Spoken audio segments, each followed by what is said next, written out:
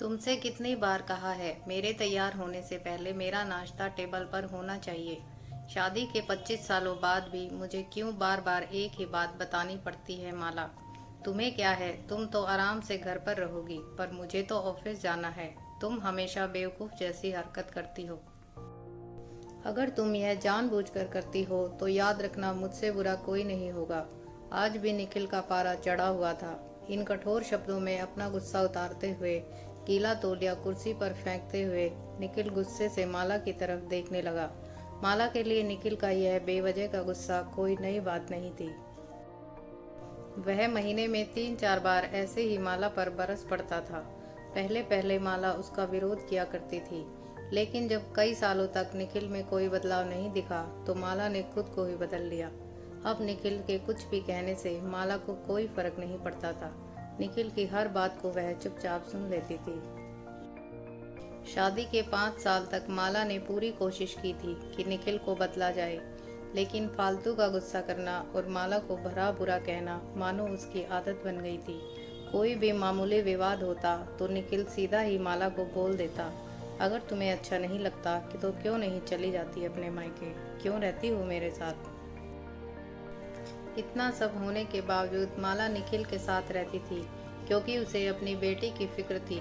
वह जाती भी तो कहाँ, उसके माँ बाप को इस उम्र में परेशान नहीं करना चाहती थी। समाज के लोग क्या कहेंगे, यह भी तो उसे देखना था।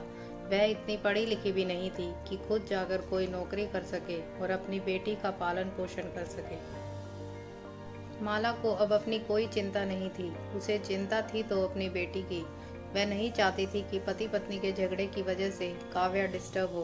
काव्या की पढ़ाई पूरी हो चुकी थी, उसके लिए शादी के रिश्ते आने लगे थे। काव्या कई रिश्तों को ठुकरा चुकी थी। 2-3 महीने बाद एक अच्छा रिश्ता आया। रिश्तेदारों और पहचान के लोगों ने भी लड़के के बहुत गुणगान किए थे। निखिल एक शाम अपनी बेटी के पास बैठकर उसे बताने लगा, देखो काव्या, लड़का बहुत अच्छा है, बड़ा घर है, अच्छी नौकरी है, और तुम्हें क्या चाहिए। ऐसे रिश्ते बार बार नहीं आते, इस बार मना मत करना। काव्या अपने पिताजी से ज़्यादा बात नहीं करती थी। शायद डरती थी या शायद नफरत करती थी, लेकिन आज वह पूरी हिम्मत जुटाकर बोली, मुझे अभी शादी नहीं करनी है पापा। मैं नौकरी करना चाहती हूँ, खुद के पैरों पर खड़ी होना चाहती हूँ। हाँ तो उसमें क्या बड़ी बात है, मैंने लड़के से बात कर ली है, वह तुम्हें किसी बात के लिए नहीं रोकेगा। तुम शादी के बाद भी नौकरी कर सकती हो। वह तुम्हें नौकरी के लिए परमिशन दे देगा, निखिल बोला। मेरा नौकरी करना या ना करना उसकी परमिशन पर क्यों डिपेंड रहेगा पापा, काव्या ने पूछा। मैं कह रहा हूँ ना, तुम्हें वहाँ किसी चीज़ की कमी नहीं होगी। ऐसे रिश्ते बार बार नहीं आते, इसे ठुकरा मत, बहुत खुश रहोगी तुम वहाँ, निखिल बोला। पापा, क्या मैं उतनी ही खुश रहूँगी जितना मम्मी इस घर में खुश है। आज तुम्हारी जुबान कुछ ज़्यादा नहीं चल रही है, निखिल ने गुस्से में आंखें बड़ी करते हुए कहा। पापा, मुझे शादी नहीं करनी है, क्योंकि शादी के बाद अगर वह लड़का आपके जैसा निकला तो मैं क्या करूँगी। मुझे ऐसा जीवन साथी नहीं चाहिए जो बिना बात के मुझ पर चिल्लाए। मुझे कुछ भी अपनी पसंद का लेना हो तो 10 बार यह सोचना पड़े कि कहीं वह नाराज ना हो जाए। मेरी तबीयत कैसी भी हो, उसे परवाह ही ना हो। रोटी थोड़ी मोटी बन जाए तो सारा दिन सर पर घर उठा ले। उसकी चेक बुक ना मिले तो मेरा ही दोष निकाले।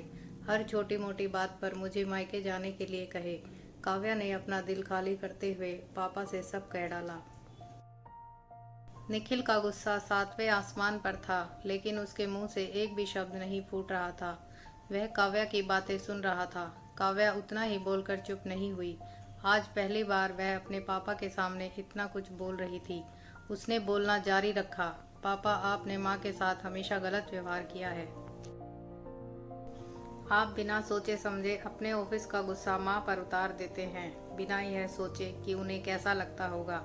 आपकी बातें सुन सुनकर माँ ने अपना स्वाभिमान खो दिया। आज निखिल पहली बार अपने किए हुए बर्तावों को महसूस कर पा रहा था। वह बस इतना ही बोल पाया, जो तुम्हारा मन है वह करो, मैं तो इतना बुरा हूँ ना। काव्या ने निखिल का हाथ पकड़ा और बोली, पापा, आप मुझे बस एक सवाल का जवाब दे दो। क्या आप चाहोगे कि मेरा पति आपके जैसा हो? अगर जवाब हाँ है तो कर दीजिए मेरा रिश्ता आज ही पक्का, और अगर नहीं तो मुझे आत्मनिर्भर बनने दीजिए। निखिल कुछ भी नहीं बोल पाया और वहां से चुपचाप बाहर आ गया। आज उसे माला के सामने जाने में शर्म आ रही थी। चलते चलते उसकी आंखों में आंसू बह रहे थे। निखिल ने आज से अपने आप को बदलने का निश्चय किया। अगले दिन से माला ने अपने पति में काफी बदलाव देखा। वह सोचने लगी थी कि जो हिम्मत काव्या ने दिखाई है, अगर वह हिम्मत पहले दिखा देती तो आज परिस्थिति कुछ और होती। अब काव्या पढ़ लिख कर अच्छी नौकरी करने लगी थी और 2 साल बाद उसके लिए एक अच्छा रिश्ता आया। काव्या ने खुशी खुशी हाँ भी कर दी। बड़े धूमधाम से काव्या की शादी हुई। उसकी विदाई पर निखिल बोला, बेटा तू हमेशा खुश रहेगी क्योंकि तेरा पति तेरे बाप जैसा नहीं है। निखिल की यह बात सुनकर माला और काव्या की आंखों में आंसू आ गए। हमारे समाज में औरतों को भले ही देवी का दर्जा दिया जाता है, लेकिन उन्हें वह आज़ादी नहीं दी जाती जो देनी चाहिए। उन्हें बचपन से ही बताया जाता है कि वह पराया धन है। माँ बाप का घर उसका नहीं है, बल्कि पति का घर ही उसका असली घर है। ऐसी बातें बता बता कर उन्हें ससुराल भेज दिया जाता है और एक दिन छोटे मोटे झगड़े में ससुराल वालों से भी उन्हें यही सुनना पड़ता है कि छोड़ दो इस घर को, अपने मायके चली जाओ। अब आप लोग ही बताएं कि ऐसी स्त्रियों का सच्चा घर कौन सा है? आखिरकार वह किस घर को अपना कहें?